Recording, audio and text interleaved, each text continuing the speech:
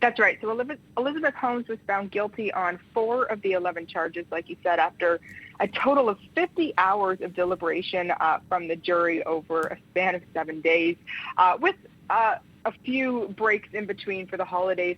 She was convicted on counts related to lying to investors. Now, those were the 4 she was convicted on.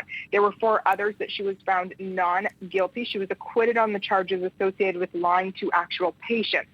As a reminder, she was charged with 11 counts of wire fraud and conspiracy to commit wire fraud. Now, she was found not guilty, she was found, the jury could not reach a verdict. They were deadlocked, meaning they couldn't reach a decision on 3 of those counts, so out of the 11. Each count carries a maximum sentence of 20 years.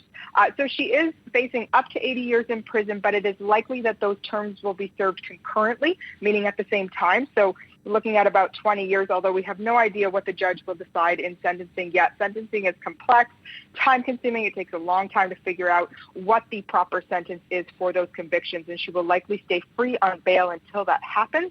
That could take place in about 6 months or even longer. A hearing to determine sentencing is expected next week to determine when that sentencing will happen. Thanks for that. Now, looking back at this, it was a huge amount of hype around the company. She'd been on the cover of magazines, headlined conferences, seen as the next Steve Jobs by some. What will the consequences be for the tech sector of this verdict? That's right. Now, according to experts, this verdict is rather rare in the industry. Few technology executives are charged with fraud, and even fewer are actually convicted. So if Holmes is sentenced to prison, she would be the most notable female executive to get prison time since Martha Stewart, the famous case in 2004 when she was convicted for lying to investors about the stock market. And this conviction is likely to be a bit of a wake-up call and a warning to other tech startups who are willing to stretch the truth and change a little bit about what their company actually does in order to get those investors. Basically, the case comes down to money, greed, and Silicon Valley.